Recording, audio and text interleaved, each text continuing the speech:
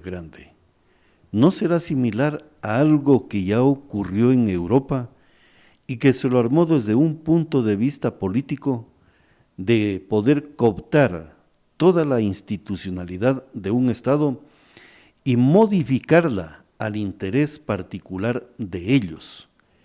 ¿Qué semejanza tiene el socialismo del siglo XXI con el social nacionalismo que se instauró en Alemania y luego se intentó instaurarlo en todo el continente europeo?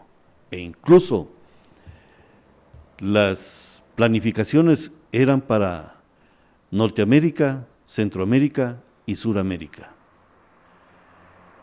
Veamos signos de comparación en ese sentido.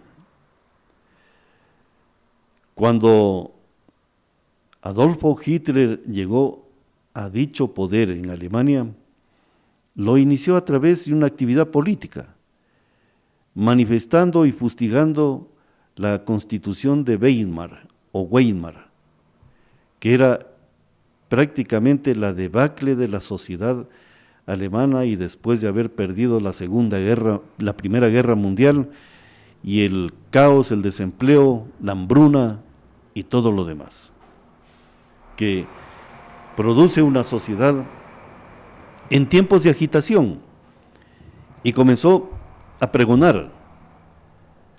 Llegó a la Cancillería, y cuando estuvo en la Cancillería, el presidente Hindenburgo sabía de las consecuencias porque ya atisbaba algunas situaciones de ese aspecto político trasnochado que se venía viviendo y que se estaba instaurando paso a paso. De allí surgieron la noche de cristales, los lápices o los cuchillos largos, que hacen una referencia de lo que iba a suceder en Europa. De allí vino la constitución de las leyes de autorización. Comparaciones. En Ecuador se pone Montecristi y surge la ley fundamental del socialismo del siglo XXI en la República del Ecuador, llamada Constitución de Montecristi, que nosotros la llamamos también la Constitución de los alzamanos. ¿Y por qué traigo a colación? Claro, son momentos a lo mejor bíblicos que ya estamos viviendo en este momento, la Semana Santa. ¿Y qué tiene que ver con el aspecto político? Recordemos que Jesucristo asumió los pecados de la humanidad para redimir a la humanidad frente a lo que era el control de algunos gobernantes de aquella época. Acá en el Ecuador nos hablan de que el Estado de Derecho ha fracasado y que está fracturado. Se habla que la democracia prácticamente está siendo violentada.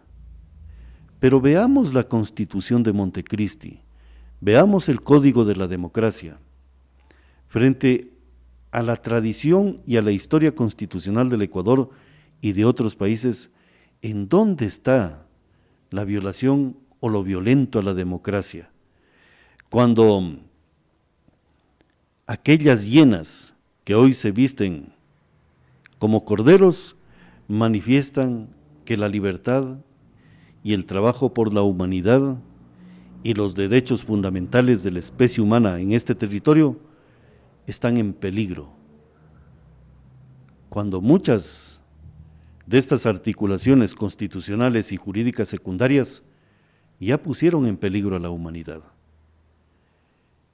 Por eso es necesario, similar como en Alemania, las leyes de autorización tienen que ser reemplazadas por una ley fundamental, como ocurrió en Alemania.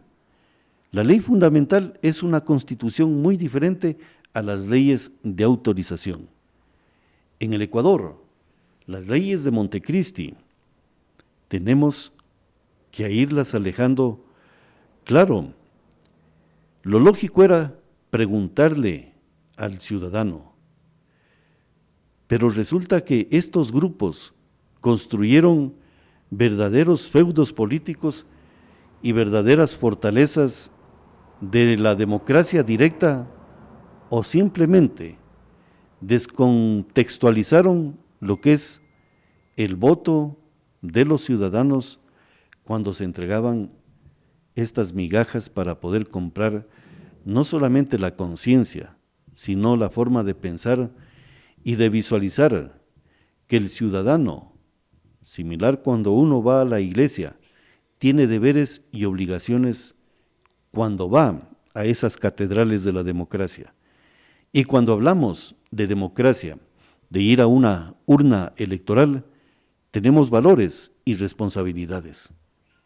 El valor del civismo y la responsabilidad de mantener los derechos fundamentales del ser humano que estén en el ara mayor de lo que la humanidad conoce como supremacía.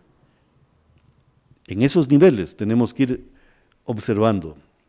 Entonces, Lyndon y ciudadanía, cuando el Consejo Nacional Electoral le dice al pueblo ecuatoriano, frente a esta contaminación y debacle de valores morales y éticos dentro de partidos políticos y movimientos, e incluso dentro de normas constitucionales y jurídicas secundarias, de cómo el mal se ha introducido para modificar el bien, y el mal ha financiado campañas, ha financiado candidatos, ha financiado partidos políticos.